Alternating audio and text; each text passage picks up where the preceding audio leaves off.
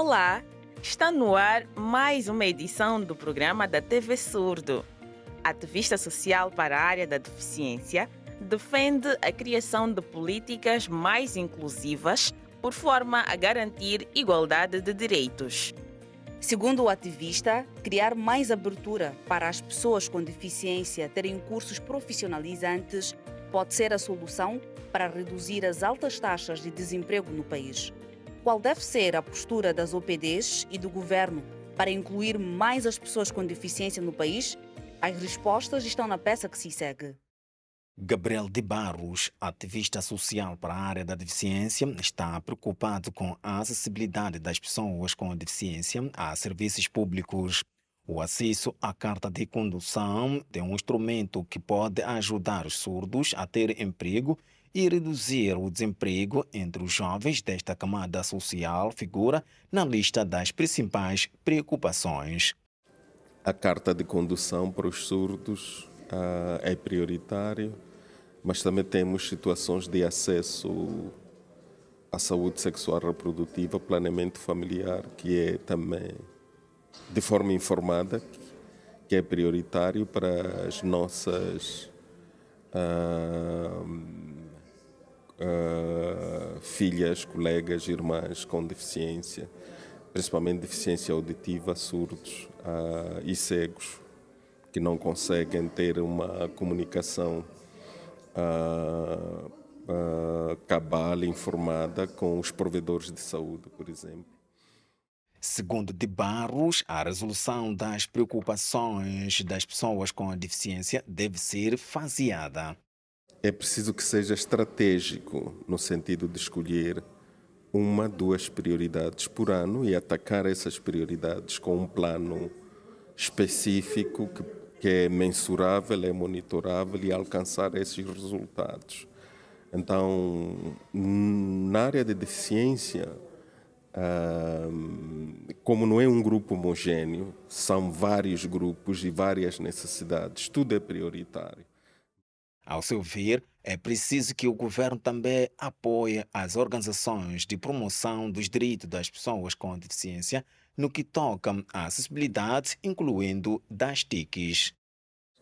É preciso que o regulador, o Instituto de Comunicações de Moçambique, faça também um estudo e veja qual é o nível de inclusão nas tecnologias de informação para este grupo populacional, especialmente pessoas cegas e surdas, para sabermos quantas destas pessoas têm acesso ao telefone digital, quantas destas pessoas têm acesso a uma conta de e-mail, quantas dessas pessoas acedem ao Facebook, porque é essencial, especialmente para estes dois grupos populacionais, que tenham este acesso. E diz mais. Nós queremos ver pessoas com deficiência serem contratadas nos jornais como redatores, como jornalistas, por aí fora. Não é? Nós queremos ver as redações dos jornais a contratarem maquilhadoras surdas, que podem também fazer aquele trabalho. Inclusão é isso, nós participarmos lá na feitura dos programas, não só ficar em casa a assistir. Em casa. Gabriel de Barros fez estas reflexões no âmbito da segunda conferência sobre a deficiência, realizada em Maputo. Eurico Biossi foi diagnosticado com linfoma de Hodgkin, uma doença que afeta o sistema linfático, parte do nosso sistema imunitário. Esta doença afeta mais a região superior do corpo, tórax, pescoço ou axila, e o tratamento é feito com base em sessões de quimioterapia intravenosa. O diagnóstico de qualquer doença pode causar distúrbios no doente, mas com Eurico foi diferente. Ele usou da sua arte para contar a sua história de vida, através de um espetáculo denominado Estou na Luta. Eurico inspirou e continua a inspirar com a sua história. Acompanhe a peça.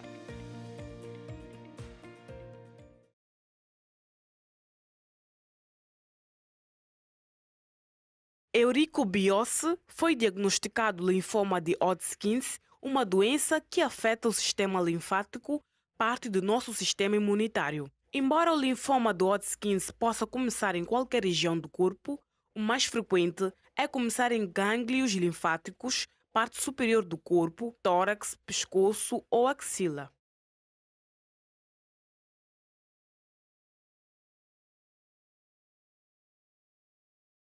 Fui diagnosticado com um cancro chamado linfoma de Hodgkin, que é basicamente um cancro que afeta as células linfáticas, as células protetoras do organismo. E, de uma forma resumida, podemos dizer que é um cancro que afeta o sangue e não tem operação para cura, né? Uma doença que se espalha facilmente e afeta pessoas de qualquer idade, mas é mais frequente entre os 20 e 40 anos ou depois dos 55 anos. Por ser uma doença que afeta o sangue, a quimioterapia é o único tratamento recomendado.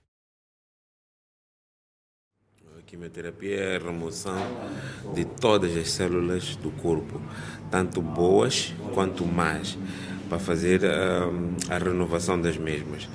Então, como não se opera, tinha que se fazer esse tratamento que era a quimioterapia, e é um processo que se faz que é intravenoso, ou seja, por meio de um catéter, onde vão injetar a medicação e por um período é injetada essa medicação e depois tem os efeitos colaterais, que é mais tarde. Muitos pacientes diagnosticados com esta doença desenvolvem a depressão, mas com Eurico foi diferente. Por incrível que pareça, foi calma a minha reação. Eu não me agitei como tal, né? Recebi a informação, claro que é um choque, sim, mas olhei para aquilo não com, como é que se diz, não deixei afetar o meu psicológico, né? E fiz o que tinha que fazer e tinha que bolar para frente para ir atrás da cura, e foi o que fiz. Esperei que os médicos me dissessem o que é que tinha que fazer subsequentemente e fizemos. E mesmo com mudanças físicas, ele soube contornar a situação. Traumas, nem tanto. Eu não precisei de ir a um psicólogo para fazer acompanhamento. Eu fui o meu próprio psicólogo e consegui gerir muito bem a situação. Não tive tantas sequelas como tal. Vamos dizer que tive algumas mudanças no aspecto físico, como queda de cabelo, mudança do próprio cabelo. Até engordei mais, eu era um bocado mais magro. Mas tirando isso, não tive nada, vamos lá, tão drástico. Encontrou na arte uma forma de contar sua história de vida. Comédia, humor, mas agora com uma outra vertente. Todo o show que eu faço, toda a minha aparição é carregado de uma mensagem. Eu carrego esta mensagem porque eu acho que aquilo pelo que passei foi uma fase de muito aprendizado e fez-me ver que há coisas que eu tenho que fazer ou melhorar. E eu quero passar essa mensagem para as outras pessoas, que nós somos melhores do que parecemos. O show intitulado Estou na Luta marcou a sua volta aos palcos com o objetivo de motivar outras pessoas, partilhando o processo desde o diagnóstico à cura. Uma das coisas que eu fiz foi dar um show para quebrar tabus. Eu fiz um show que se chamou Tô na Luta. O show que eu fiz, falei basicamente da minha doença, mas podia estar a falar de um problema qualquer, de uma outra pessoa, e as pessoas se identificaram com isso. Eu expliquei às pessoas que ter cancro não é o fim, por exemplo. É o início de uma outra etapa das nossas vidas, que temos que assumir uma outra postura, temos que criar condições para melhorarmos e nunca desistirmos. Atualmente, Eurico está livre da doença e partilha sua história de vida em diversos eventos a nível do país. Importa referir que este tipo de cancro, quando descoberto precocemente, tem aproximadamente 70 a 80% de chances de cura, segundo a OMS. Ainda sobre histórias que inspiram, convido-o a conhecer a história de vida da jovem Xangamira Sitoi. Formada em gestão de agronegócios pela UIM, a empreendedora investe na criação de patos e cultiva hortaliças, conhecimento que partilha com outros jovens com deficiência. Acompanhe.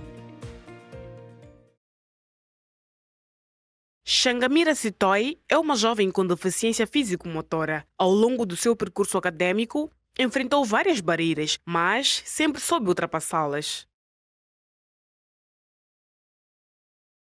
No ensino secundário, tive que usar o auxílio da carinha escolar, porque a escola era um pouco longe. Então, tinha um desafio acrescido, pois sabemos que o ensino secundário nós temos que ter fichas e apontamentos e os professores ditam. Então, com isso, tive auxílio de alguns colegas. Também é necessário aceitar a ajuda das outras pessoas. Eles partilhavam os apontamentos comigo, estudavam comigo e assim consegui fazer o meu ensino secundário com sucesso. A fase do ensino secundário foi muito desafiadora para a jovem Xangamira, visto que nem todos os professores compreendiam a sua condição.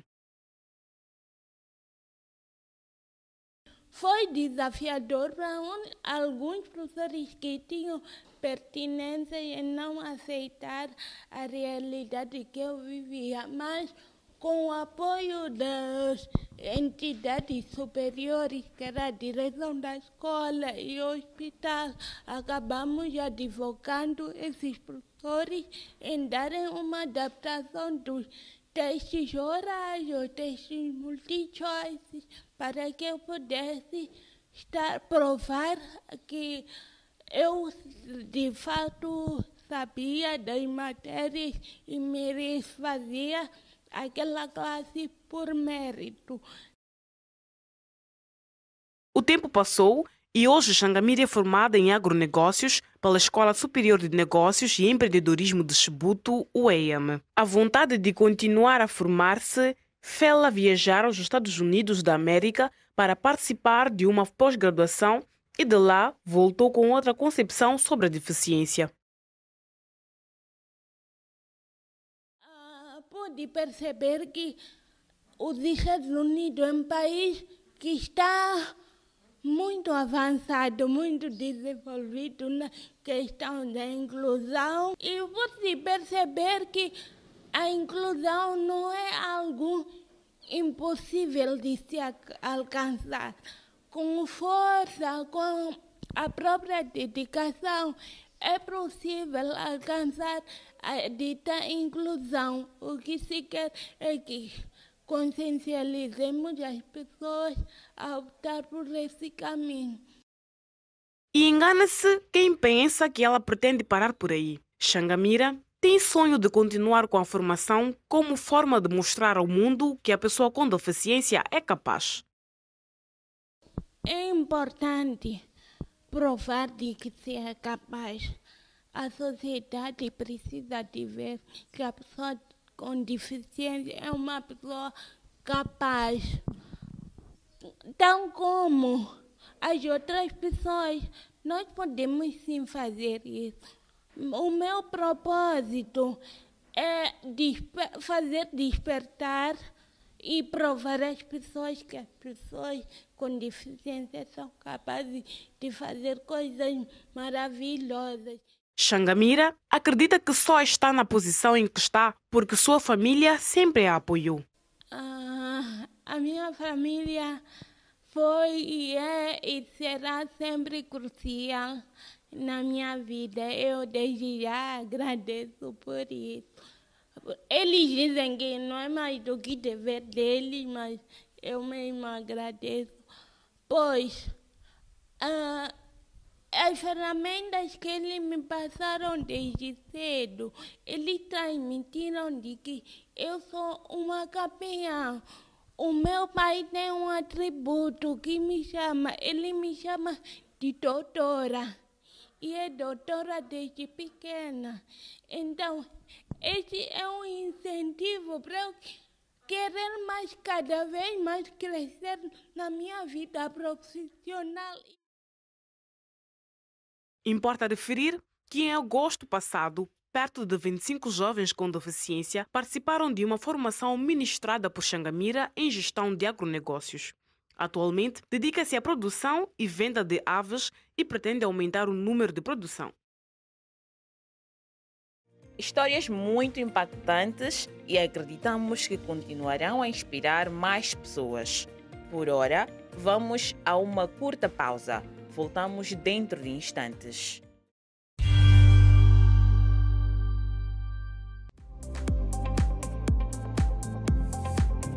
Olá, hoje vamos falar das eleições. A eleição é o processo de escolha das pessoas que vão dirigir o país. No nosso país, este processo acontece de 5 em 5 anos.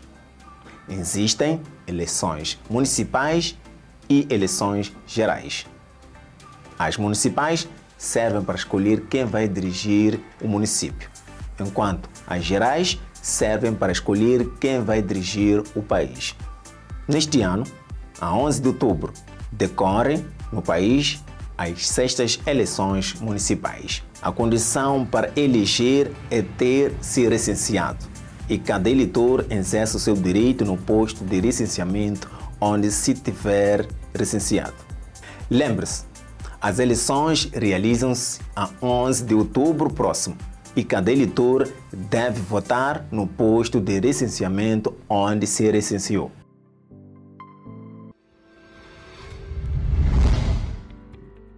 Olá! Você vai aprender sobre os direitos sexuais e reprodutivos. Bom, eles são muitos, mas vamos tratar com alguma profundidade de alguns que têm a ver com o corpo de cada um. Não se preocupe, porque até ao fim do vídeo você ficará a saber o seguinte: quando e com quem se deve iniciar a vida sexual? O que fazer quando for esforçado a manter relações sexuais com outra pessoa? Bom, vamos falar de outras coisas também, mas estes 2 pontos que mencionei são os mais importantes. Você sabia que os direitos sexuais e reprodutivos são parte dos direitos humanos? E quando estes direitos são respeitados, as pessoas podem desfrutar das relações sexuais e amorosas de forma satisfatória e segura, livres de coerção, violência ou medo de contrair uma infecção ou gravidez não planeada. É por isso que todos nós temos o direito de fazer nossas próprias escolhas e uma delas é tomar decisões sobre o nosso corpo. Sim, o corpo é nosso e ninguém mais tem poder sobre ele. Diga comigo: é meu direito e minha liberdade escolher com quem desejo estabelecer relações sexuais sem pressões ou imposições de quem quer que seja. Mas o que podes fazer quando sentes que um destes 2 direitos estão a ser violados? Mantenha calma e procure os seguintes serviços. 1. Os serviços de violência baseada no gênero das unidades sanitárias ou nas esquadras de polícia. 2. Ligar para a linha verde, linha grátis Fala Criança, através do número 116.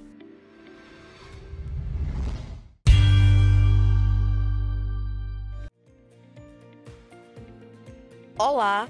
Estamos de volta à segunda e última parte do nosso programa. No primeiro bloco, falamos sobre a necessidade de criação de políticas públicas mais inclusivas e partilhamos 2 histórias de superação de jovens que inspiram a mudança na forma de ser e estar. Neste bloco, temos mais informação para partilhar. Para começar, vamos até a cidade de Nampula, de onde nos chega uma informação segundo a qual uma ponte precária construída com recurso à madeira periga a vida de pessoas com deficiência e de idosos. Mais detalhes na peça que se segue. Ponte precária, feita com recurso a madeira de baixa qualidade, periga a vida de moradores do bairro periférico de Mutauanha, na cidade de Nampula. A ponteca é a única alternativa para se fazer ao bairro por conta do riacho que atravessa aquela região. Para transitar ou locomover daqui para outra margem é muito difícil por causa de uma ponteca que está aqui. Duas pontecas que estão aqui, todas elas estragadas. Para eu atravessar é preciso pessoa que conhece a forma como ando, né? Com a minha bengala branca. Então é preciso eu chegar na margem, ligar para minha esposa ou os meus filhos para vir me buscar. E se não estiverem aqui, fico limitado. Não há nenhuma pessoa que pode me fazer atravessar. Para além de serem precárias, as pontes são estreitas, o que dificulta a circulação de pessoas cadeirantes. Que a ponte traz é de não haver uma locomoção inclusiva para pessoas com deficiência. Mesmo aqueles que andam de rota, cadeiras de rota, aqueles que andam com bengala, aqueles que andam com muletas, toda tipologia da deficiência, ninguém consegue passar naquela ponte.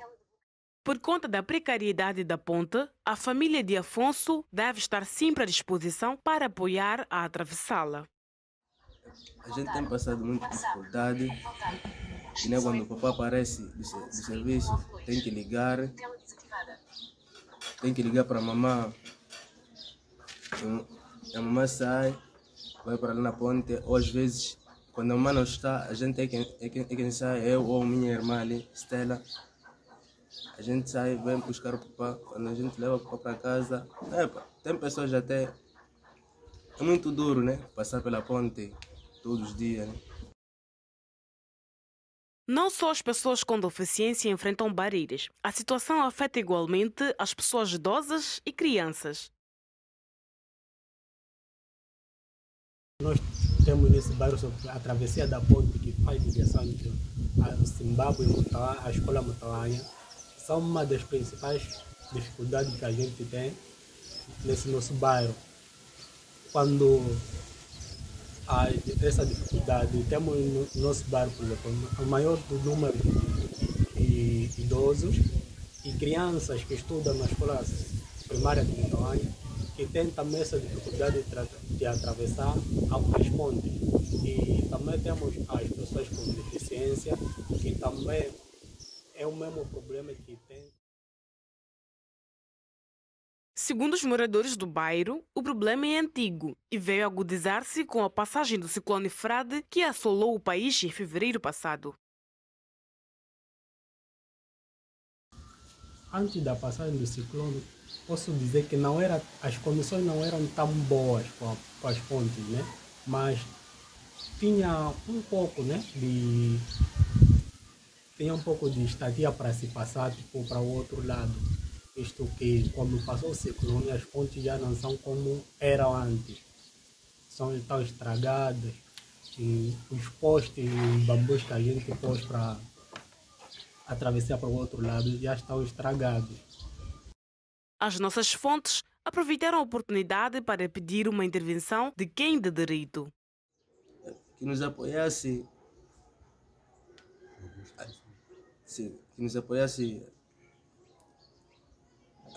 a construção. Sim. Nós estamos a pedir aos demais que nos ajudem sobre esse problema, para a resolução desse problema, e que nós gostaríamos muito que alguém ou algumas pessoas de boa fé nos ajudassem sobre essa questão das pontes.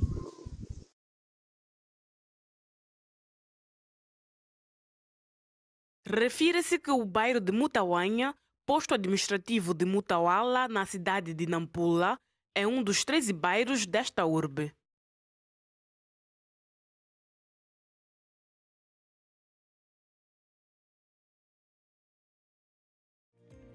As tecnologias são fundamentais para o ensino e aprendizagem. Entretanto, no nosso país, não estão acessíveis para todos os alunos e a situação piora quando se trata de alunos com deficiência. Por isso, com vista a encontrar soluções para reverter este quadro de fraco uso da tecnologia no processo de ensino no país, o FAMOD e o OP10 discutem estratégias para tornar a tecnologia mais acessível. Organizações de promoção dos direitos de pessoas com deficiência debatem estratégias para a massificação do uso das tecnologias acessíveis no seio das pessoas com deficiência. Trata-se de todo um conjunto de mecanismos que facilitam o dia a dia da pessoa com deficiência. Este workshop tem o objetivo de definir o grupo de trabalho sobre as tecnologias assistivas. Então, estamos aqui um grupo de várias organizações que trabalham na área da deficiência, que é para fazerem parte desse grupo. Este é um pequeno workshop de um dia que estamos a discutir sobre as tecnologias assistivas para as pessoas com deficiência e que vai culminar com a elaboração de uma estratégia de tecnologia assistiva em relação às pessoas com deficiência. Se falamos de tecnologia assistiva, por exemplo, estamos a falar de cadeira de roda, estamos a falar de muletas, estamos a falar de aparelhos auriculares, estamos a falar de bengala branca, tudo que facilita a vida das pessoas com deficiência. A falta de condições monetárias para ter acesso às tecnologias, aliada à falta de políticas nacionais que apoiam este grupo social, são algumas das razões que contribuem para a inacessibilidade das tecnologias. Então, este encontro enquadra no âmbito do segundo e terceiro pilar, portanto, programação inclusiva, porque nós, dentro do nosso projeto portanto, nos nossos projetos incluímos a componente de provisão de tecnologias de assistência, vulgarmente conhecido como meios de compensação. E porque esta é uma componente que estamos a encontrar diferentes barreiras, desafios de várias ordem, portanto, incluindo a questão da disponibilidade dos meios ao nível das comunidades, portanto, de onde nós trabalhamos e até no nível nacional, e a disponibilidade de orientações claras, portanto, a nível nacional de como fazer, portanto, a provisão dessas tecnologias. E o problema não para por aí. Como consequência de inexistência de tecnologias, a qualidade de ensino torna-se difícil. E lembrar que quando nós falamos de tecnologias de assistência, não estamos a falar apenas de meios de mobilidade, estamos a falar, por exemplo, de aparelhos auditivos, de óculos ou outros mecanismos que assistam à capacidade de ver, outras tecnologias que permitam com que crianças ou adultos com deficiências intelectuais possam aprender, ler e comunicar. E tantas outras, portanto, tecnologias, o acesso aos websites e por aí em diante. Para resolver este problema, é preciso que se busquem soluções, olhando para cada tipologia de deficiência. Digamos, foi tocado o ponto em relação ao percurso que se deve fazer para se adquirir uma tecnologia assistiva ou ajuda técnica. Esse foi um dos pontos. Agora estamos a falar sobre os termos de referência que comporta este grupo. Mais tarde vamos falar sobre o regulamento para adquirir uma tecnologia assistiva. Esses são os pontos que estamos a tratar neste evento. O que nos preocupa mais é sobre a deficiência visual, porque não se faz a importação dos computadores que têm o software de voz que facilita a vida das pessoas com deficiência visual no recinto de trabalho, assim como na escola. Os computadores que existem são esses computadores que cada um usa, os ditos normais, que não têm software de voz, e isso dificulta a participação das pessoas com deficiência na sua vida cotidiana. E no que toca à retenção de crianças com deficiência na escola, as nossas fontes levantam a solução. Por exemplo, em projetos de educação, nós queremos trabalhar com crianças e assegurar que elas aprendam. Fazemos a mobilização para as crianças com deficiência irem à escola. No entanto, elas vão lá, mas não estão em pé de igualdade com as demais porque não estão a aprender, porque a tecnologia ainda não chegou nas mãos desta criança. O Ministério da Educação reconhece que crianças com deficiência vão à escola, depois desistem porque não têm capacidade de aprender, porque não têm as tecnologias adequadas para poderem aprender. E espera-se que as inovações tecnológicas no país abranjam mais áreas. O outro problema é sobre o transporte. Não existem mais bombos adaptados para o acesso às pessoas com deficiência física e visual, porque os autocarros são importados, não são adaptados. As pessoas com deficiência que andam de cadeira de roda são obrigadas a ter que ser carregado para dentro do autocarro, enquanto que há mais bombos adaptados com sistema de elevador, que a pessoa com deficiência não precisa de ser carregado, mas o bombo já vem preparado para as pessoas com deficiência. Na nossa opinião, esta área é muito importante em relação a todas as tipologias de deficiência, em particular a deficiência físico-motora, por causa das tecnologias assistivas referentes a esta categoria, as pessoas com deficiência visual, em relação às tecnologias assistivas para esta camada populacional e também para as deficiências auditivas. Portanto, todos estes materiais, este tema que está a ser discutido sobre as tecnologias assistivas, são extremamente importantes porque vai dar uma visão global em relação ao assunto e definir-se uma estratégia e uma política que o governo, através do Ministério da Saúde, que é a entidade que deve ser responsabilizada por esta área, para além de coordenar com os outros ministérios, em particular na necessidade de existirem todo tipo de materiais assistíveis. Vamos a mais uma aula de língua de sinais. Olá, está no ar mais uma aula de língua de sinais de Moçambique. Pronto para enriquecer seus conhecimentos em língua de sinais? Muito bem, na aula de hoje vamos aprender alguns verbos do ambiente doméstico. Arrumar a casa, lavar a louça, preparar os alimentos. Vamos repetir? Arrumar a casa, lavar a louça, preparar os alimentos. A nossa aula termina por aqui. Continue a praticar aí em casa. É só aceder às nossas redes sociais. Somos a TV Surdo Moçambique. O nosso programa termina por aqui. Muito obrigada pela atenção dispensada.